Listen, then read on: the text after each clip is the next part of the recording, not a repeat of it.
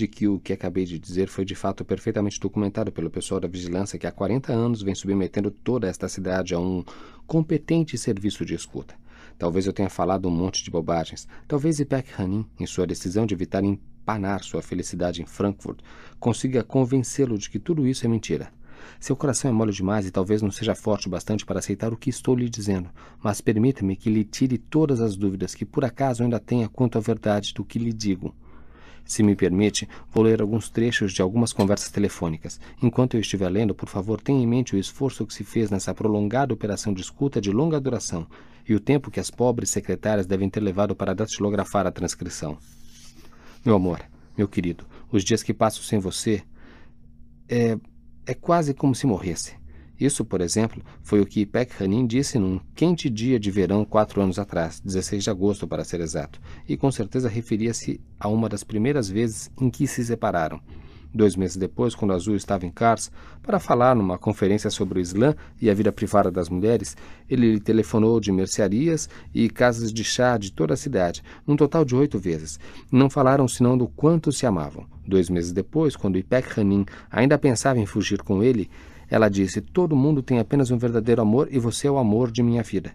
Em outra ocasião, por ciúmes de Merzuka, a mulher que ele tinha em Istambul, ela disse a Azul que não faria amor com ele enquanto seu pai estivesse sob o mesmo teto. E aqui está o pior. Só nos 2 últimos dias ela ligou para ele 3 vezes. Ela pode ter feito outras ligações hoje. Ainda não temos as transcrições dessas últimas conversas, mas isso não importa. Quando se encontrar com ela, você mesmo pode lhe perguntar. Sinto muito afligir você, continuou Zedemir Kol. Por favor, pare de chorar. Vou pedir aos meus companheiros que tirem essas algemas para que você possa lavar o rosto. Então, se você quiser, meus companheiros o levarão para o hotel. Por um instante, eles choraram juntos. K e Ipek encontram-se no hotel. K recusou a escolta. Depois de limpar o sangue do nariz e da boca, ele jogou água no rosto e, voltando-se para os miseráveis assassinos que o mantinham prisioneiro, deu-lhes uma boa noite tímido, semelhante ao de alguém que, sem ter sido convidado, ficasse para o jantar. Como um bêbado comum, avançou cambaleante pela Avenida Ataturk e, sem saber porquê, entrou na Avenida Halit Passa.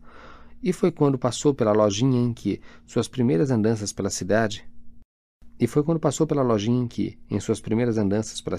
ouvira Pepino de Capri cantando Roberta, que começou a chorar.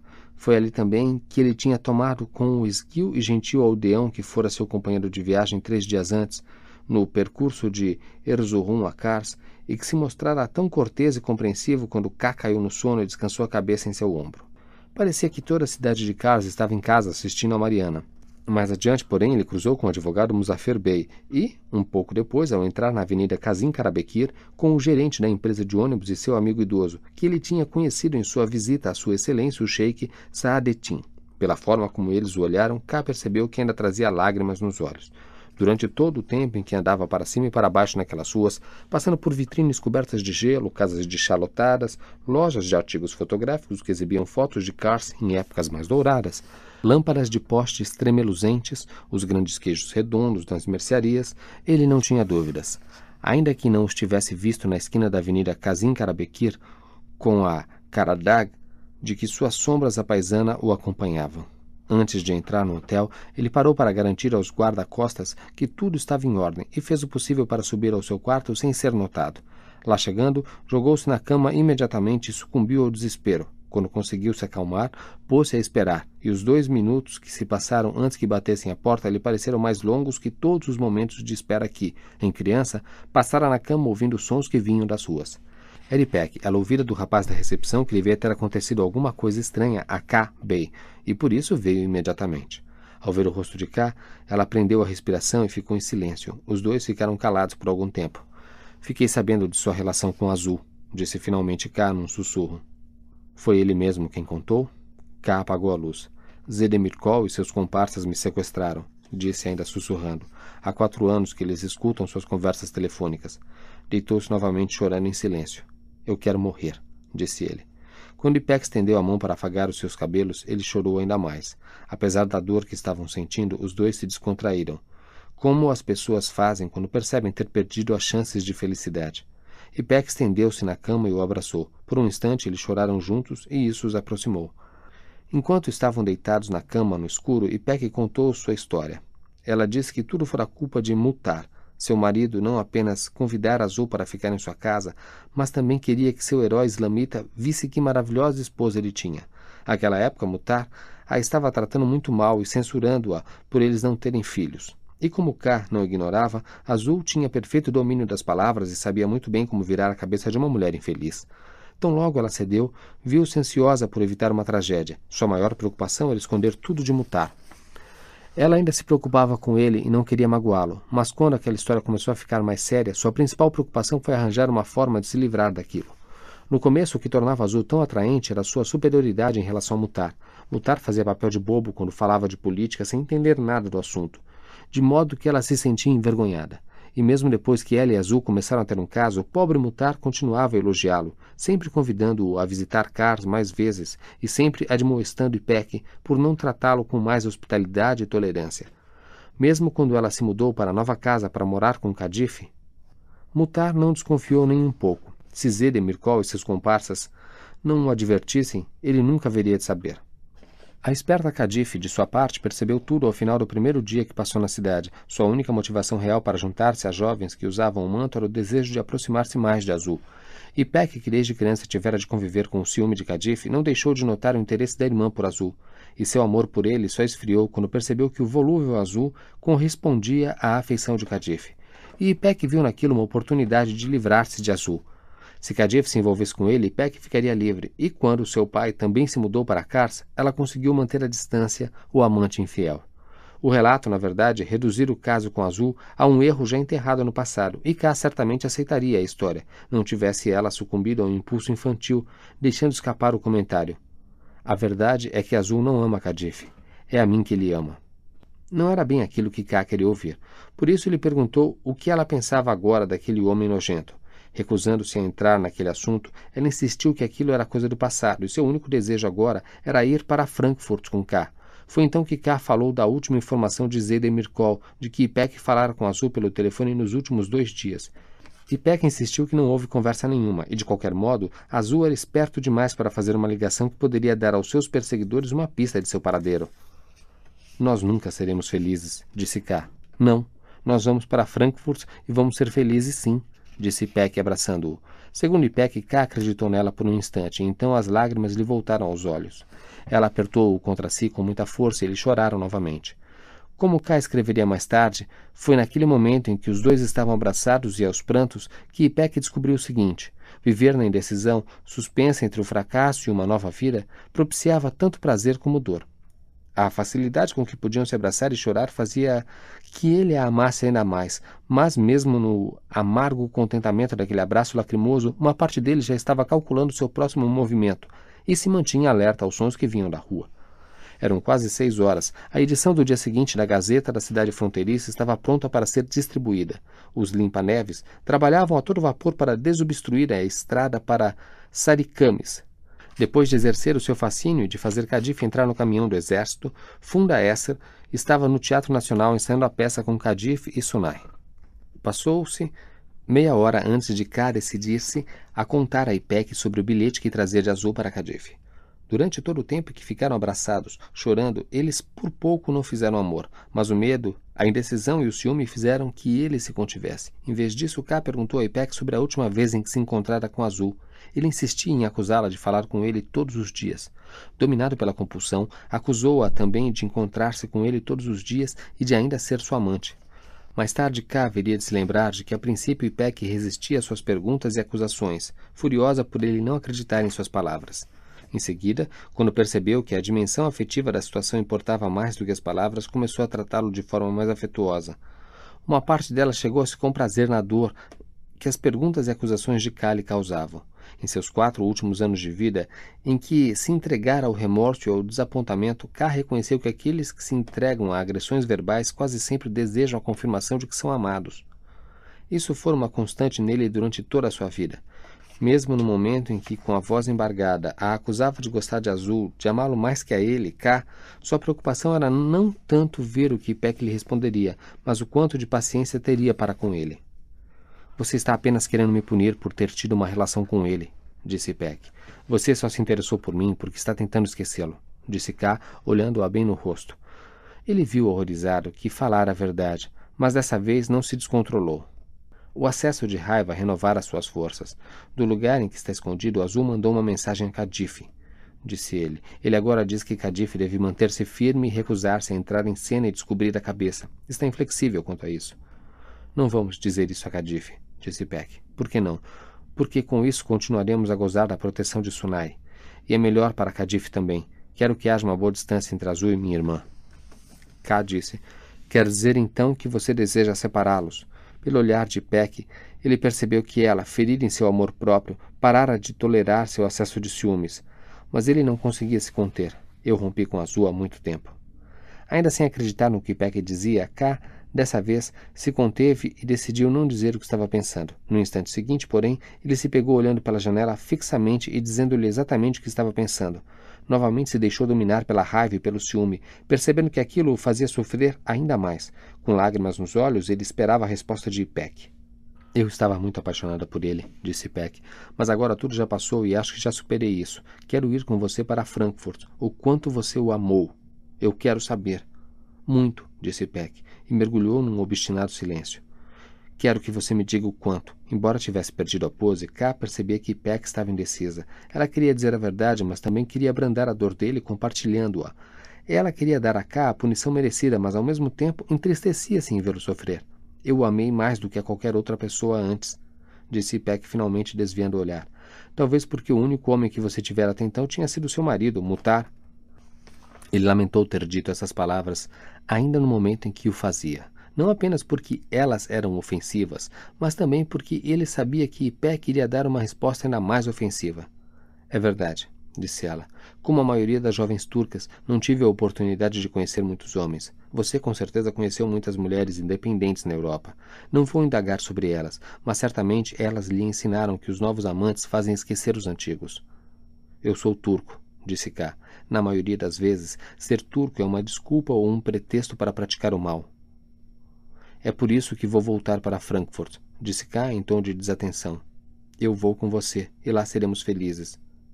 Você quer ir para Frankfurt para esquecê-lo. Se formos para Frankfurt, tenho certeza de que logo amarei você. Não sou como você. Preciso de mais de 2 dias para me apaixonar por alguém. Se você tiver paciência, se você não me magoar com seu ciúme turco, eu o amarei profundamente. Mas neste momento, você não me ama, disse K. Você ainda está apaixonada por Azul. O que esse homem tem de tão especial? Alegra-me que você tenha perguntado, e acho que você quer mesmo saber, mas temo pela forma como vai reagir à minha resposta. Não precisa ter medo, disse K sem muita convicção. Eu a amo de todo o coração. Primeiro quero lhe dizer que eu só poderia viver com um homem capaz de ouvir o que vou dizer, e ainda assim tivesse forças para me amar. E Peck fez uma pausa, desviou os olhos de K e fitou-os na rua coberta de neve. Azul é muito compassivo, muito atencioso e generoso. A voz dela era calorosa, cheia de amor. Ele não quer que ninguém sofra. Certa vez ele chorou uma noite inteira só porque 2 cachorrinhos perderam a mãe. Acredite-me, ele não é como todo mundo. Ele não é um assassino? Perguntou K desesperado. Mesmo alguém que soubesse apenas 1/10 do que sei dele poderia lhe garantir o quanto essa suposição é estúpida. Ele não é capaz de matar ninguém. Ele é uma criança. Como uma criança, ele gosta de brincar, de devanear e imitar as pessoas. Ele gosta de contar histórias do Chenan e do Mesnevi. Por trás da máscara, ele é uma pessoa muito interessante. É resoluto e decidido. Na verdade, ele é tão forte e tão divertido. Desculpe, querido, não chore, por favor. Você já chorou demais. K parou de chorar por um momento. Tempo bastante para dizer a Peck que achava que não poderiam ir juntos para Frankfurt. Seguiu-se um longo e lúgubre silêncio, interrompido apenas pelos soluços de K. Ele se deitou na cama, de costas para a janela, e se encolheu como uma criança. Depois de algum tempo, Peck deitou-se ao seu lado, abraçando-o pelas costas. Ele queria dizer que o deixasse em paz. Em vez disso, sussurrou: "Abrace-me mais forte." Suas lágrimas umedeceram o travesseiro. Gostava de senti-las nas faces. Gostava dos braços de Peck cingindo seu corpo. Ele adormeceu. Quando eles acordaram, eram 7 horas. Naquele instante sentiram que a felicidade ainda estava ao seu alcance, mas, como não conseguiam se olhar no rosto, ambos buscavam um pretexto para se afastar. K começou a falar, mas Peck disse: "Esqueça isso, querido, esqueça isso." Por um instante, ele não entendeu o que ela queria dizer com aquilo. Estava tudo perdido. ou ela sabia que lhes seria possível esquecer tudo? Ele pensou que Ipek ia sair. Ele sabia muito bem que se voltasse sozinho para Frankfurt não encontraria conforto nem em sua melancólica rotina diária. Não vá ainda, vamos ficar aqui mais um pouco. Depois de um silêncio estranho e incômodo, eles se abraçaram mais uma vez. Oh, meu Deus, exclamou K. Meu Deus, que será de nós? Tudo vai se ajeitar, disse Ipek. Por favor, acredite em mim, confie em mim. Vamos, deixe-me mostrar-lhe as coisas que vou levar para Frankfurt. Só em sair do quarto, K se sentiu aliviado. Ele tomou a mão de Ipek enquanto desciam as escadas. Ao chegarem ao escritório de Turgut Bey, ele a soltou, mas mesmo assim notou que as pessoas do saguão os viam como um casal, e aquilo lhe agradou. Em seu quarto, Ipek abriu uma gaveta e dela tirou o suéter azul gelo, que nunca pudera usar em Kars.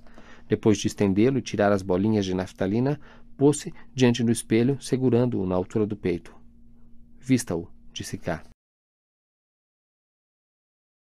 Ipek tirou o grosso pullover de lã e colocou o suéter. Ficava muito justo, e enquanto ela o ajeitava sobre a blusa, mais uma vez K ficou encantado com sua beleza.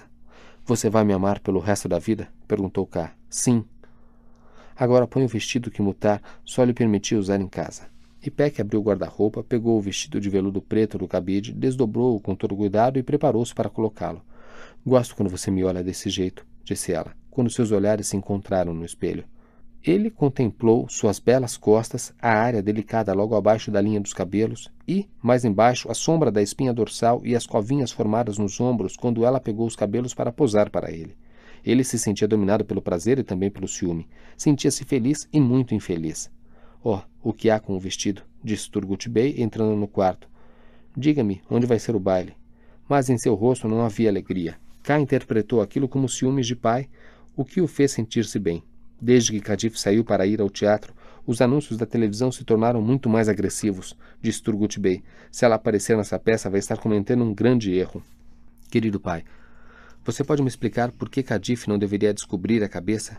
Eles foram para a sala e se puseram diante da televisão, que estivera ligada durante todo o tempo. Logo apareceu um anúncio proclamando que, com o espetáculo que seria transmitido ao vivo naquela noite, chegaria ao fim a tragédia que impusera uma paralisia social e espiritual a toda a nação, e que o povo de Kars finalmente ficaria livre dos preconceitos religiosos que por muito tempo o excluíram da vida moderna, impedindo que as mulheres gozassem dos mesmos direitos que os homens. Mais uma vez, a vida e a arte se uniriam numa fascinante narrativa histórica de beleza inigualável. Mas desta vez o povo de Kars não tinha motivos para temer por sua segurança, porque a central de polícia e o comando revolucionário tomaram todas as providências para evitar qualquer problema. A entrada era franca. Então, Kazim Bey, o subchefe de segurança, apareceu na tela. Percebeu-se imediatamente que sua participação fora gravada com antecedência. Seus cabelos, tão desgrenhados na noite da Revolução, agora estavam penteados, a camisa passada a ferro e a gravata no devido lugar. Depois de garantir ao povo de Kars que não tivesse receio de ir assistir àquele grande acontecimento artístico, ele anunciou que muitos estudantes da escola secundária religiosa se dirigiam à central de polícia. Prometeram assistir ao espetáculo discretamente e aplaudir com entusiasmo nos momentos certos, como se costuma fazer na Europa e em outras partes do mundo civilizado. Além disso, advertiu ele, desta vez não seria tolerado nenhum tipo de violência. Não se admitiriam gritos, assobios, nem comentários grosseiros, pois a população de Kars, que vinha de uma civilização milenar, sabia muito bem como se comportar no teatro, e com isso ele desapareceu da telinha. O apresentador voltou à tela para falar do programa da noite, explicando que o ator principal, Sunay Zain, havia anos esperava a oportunidade de fazer essa peça. Seguiu-se uma montagem com cartazes amassados das peças jacobinas nas quais, muitos anos antes, Sunay interpretara Napoleão, Robespierre e Lenin, várias fotografias em preto e branco do elenco, como Funda Esser era magra naquela época, e uma infinidade de lembranças de teatro que K imaginou tratar-se apenas do tipo de traste que um casal de atores itinerantes carrega consigo numa mala. Velhos ingressos e programas, recortes de jornal da época em que Sunay pretendia interpretar Ataturk, cenas trágicas apresentadas em diversas casas de chá da Anatólia. Por mais aborrecida que fosse a montagem promocional, era tranquilizador ver Sunay na tela de vez em quando. E numa das fotos, que parecia bastante recente, ele tinha um ar tão resoluto que lhe dava o aspecto de um perfeito ditador, fosse da África, do Oriente Médio ou do Bloco Soviético. Depois de ter visto durante o dia inteiro aquelas cenas, o povo de Kars começava a acreditar que Sunay de fato trouxera paz à sua cidade. Agora ele era um deles, um cidadão de bem. E, em seu íntimo, as pessoas estavam começando a alimentar esperanças quanto ao futuro. 80 anos antes, quando os exércitos otomano e russo abandonaram a cidade, deixando que os turcos e os armênios se massacrassem, os turcos, de certa forma, idearam uma nova bandeira para anunciar o nascimento de uma nação. Vendo o mesmo estandarte naquele momento, agora manchado e roído pelas traças, mas exposto desafiadoramente na tela, Turgut Bey concluiu que alguma coisa terrível estava prestes a acontecer. Esse homem é louco. Caminha para o desastre e quer nos arrastar com ele. Kadif não devia subir ao palco de jeito nenhum. Tem razão, ela não devia, disse Peck, mas se dissermos a ela que você é quem quer impedir... Bem, você sabe como Kadif é, pai. Ela vem insistir em descobrir a cabeça só para mostrar decisão. Que devemos fazer então? Por que não deixar que K vá imediatamente ao teatro tentar dissuadi-la? Disse Peck, voltando-se para olhar para ele esperançosa, sobrancelhas arqueadas. K, que por muito tempo estivera observando, não a televisão, mas a própria Peck, não conseguia atinar com o que levara àquela abrupta mudança de disposição em relação aos planos e sua perplexidade o deixou muito nervoso. Se ela quer descobrir a cabeça, é melhor que descubra em casa, depois que tudo isso passar, disse Turgut Bey, voltando-se para cá. É claro que Sunai preparou outra violência inominável para o espetáculo de hoje à noite. Sinto-me um perfeito idiota por ter caído na conversa de funda essa e deixado minha filha sair com esses lunáticos. K pode dissuadi-la, pai. Sim, disse Turgut Bey a K. Neste momento, você é a única pessoa que pode tentar convencê-la e Sunai confia em você. O que aconteceu com seu nariz, meu filho? Eu caí no gelo, disse K, sentindo-se culpado. Você machucou a cabeça também? K passou o dia inteiro andando pela cidade, disse Peck. Chame Kadif de lado, quando Sunai não estiver vendo, disse Turgut Bey. Não deixe que ela pense que a ideia foi nossa, e cuide para que ela não diga nada, que faça a Sunai pensar que foi sua. Ela não deve nem conversar com ele sobre isso. O melhor é dar uma desculpa bem plausível, como estou me sentindo mal, e talvez acrescentar, vou descobrir a cabeça amanhã, em minha casa. Sim, ela deve prometer isso. E, por favor, diga a Kadif o quanto a amamos, minha filhinha. Os olhos de Turgut Bey se encheram de lágrimas. Pai, posso falar por um instante a sós com K? Disse Peck. Ela levou K à mesa de jantar e o fez sentar. Zahid pusera a mesa, mas ela não servira comida. Diga a Kadif que Azul está num dilema. Diga-lhe que ele está muito perturbado.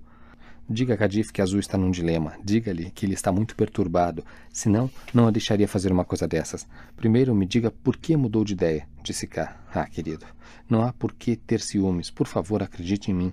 É que percebi que meu pai tem razão, só isso.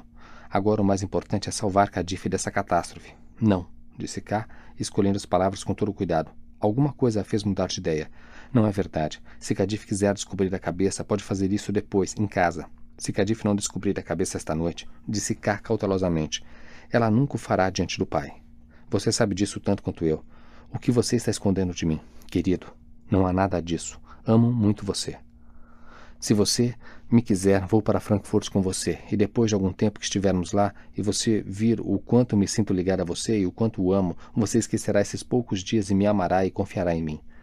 Ela colocou a mão quente e úmida na mão dele. No espelho acima do aparador, ele viu a beleza da imagem de Peck. Ele estava mudo diante da beleza de suas costas, sob as alças do vestido de veludo preto. Ele mal podia acreditar em quão perto estava daqueles grandes olhos. Tenho quase certeza de que está para acontecer uma coisa terrível. Por quê? Porque eu estou muito feliz. Não sei de que maneira nem de onde vieram, mas desde que cheguei a casa eu escrevi 18 poemas.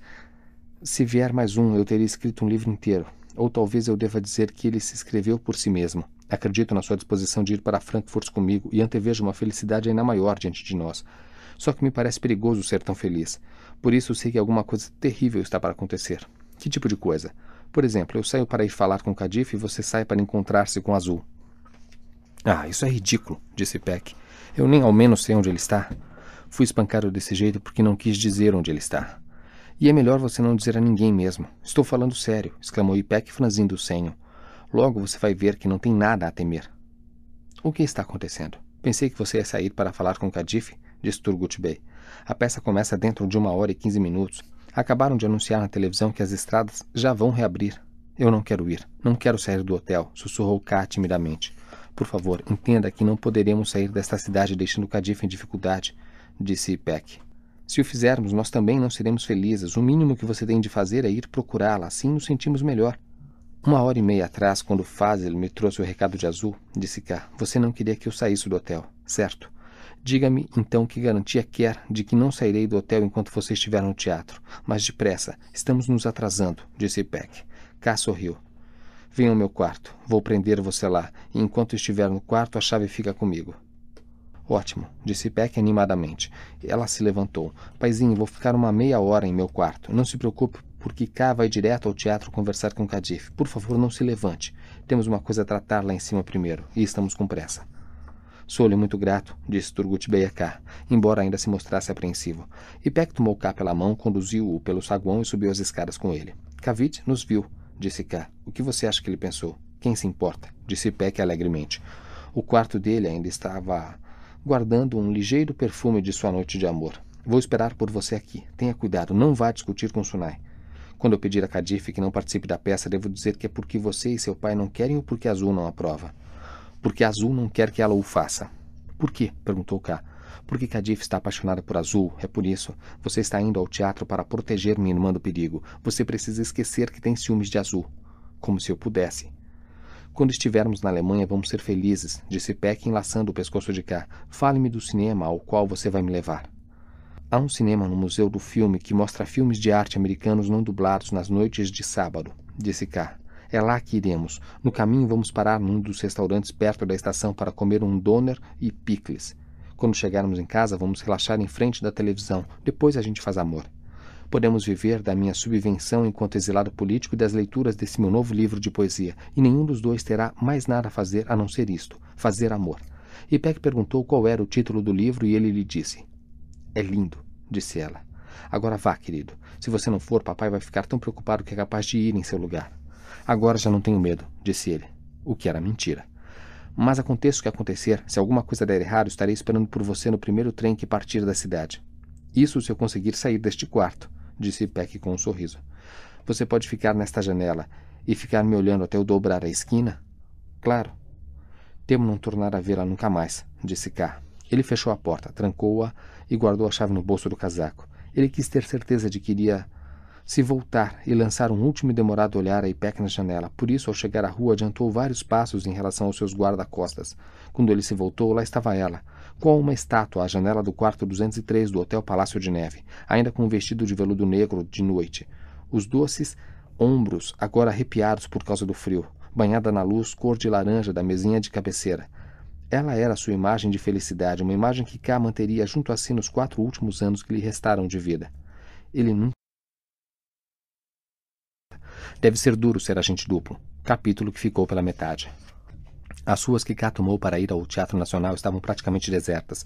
Aqui e ali um restaurante aberto, mas todos os outros comerciantes da cidade tinham fechado suas portas. As poucas pessoas nas ruas eram as que saíam das casas de chá, esgotadas pela longa jornada em que tomaram chá e fumaram cigarros, mas mesmo de saída não desgrudavam os olhos da televisão. Ao aproximar-se do Teatro Nacional, K viu 3 veículos do exército, todos de faróis acesos, e numa rua transversal, sob os oleandros, a silhueta negra de um tanque de guerra. O degelo começara naquela noite, e os pingentes de gelo dos beirais estavam gotejando nas calçadas. Andando sob os cabos de transmissão ao vivo que se estendiam pela Avenida Ataturk, ele entrou no teatro e, tirando a chave do bolso, apertou-a com força na palma da mão. O teatro estava vazio, exceto pelos soldados e policiais enfileirados nos corredores da plateia, ouvindo os ecos do ensaio dos atores. K sentou-se numa das cadeiras para apreciar a voz grave e melodiosa de Sunai e sua dicção perfeita. As falas vacilantes e frouxas de Kadif, a vigorosa direção de Funda Esther. Diga isso com emoção, querida Kadif. Enquanto corria de um lado para o outro no palco, deslocando os acessórios de cena, uma árvore e uma penteadeira. Essa era a direção de Funda Esther. Quando Funda Esther estava ensaiando a cena com Kadif, Sunai viu a brasa do cigarro de K e foi sentar-se junto dele. Estes são os momentos mais felizes de minha vida, disse ele. Ele cheirava a hack, mas não parecia nem um pouco embriagado. Por mais que ensaiemos, tudo depende de como nos sentimos quando entramos em cena. Mas já dá para perceber que Kadif tem talento para o improviso. Eu trouxe para ela um talismã e um recado do pai, disse K. Eu poderia ter uma conversa com ela em particular? Nós sabemos que você andou despistando os guarda-costas. Ouvi dizer que a neve está derretendo e que os trens logo voltarão à atividade. Mas antes que tudo isso aconteça, estamos resolvidos a apresentar nossa peça, disse Sunai. Azul se escondeu direitinho desta vez. Não foi? Acrescentou ele com um sorriso. Eu não sei. Sunai levantou-se, chamou Kadif e recomeçou o ensaio. Os refletores se acenderam e, observando aqueles 3 no palco, K se deu conta da grande afinidade que havia entre eles. Olhando Kadif de manto ainda na cabeça, assustou-se com a rapidez com que ela se adaptava ao universo peculiar do palco. E visto que ele iria descobrir a cabeça, pensou K, era uma pena que ainda usasse uma daquelas horríveis capas de chuva que as mulheres de cabeça coberta costumavam usar. Ele se sentiria bem mais próximo de Cadife se, como sua irmã, estivesse usando uma saia, deixando à mostra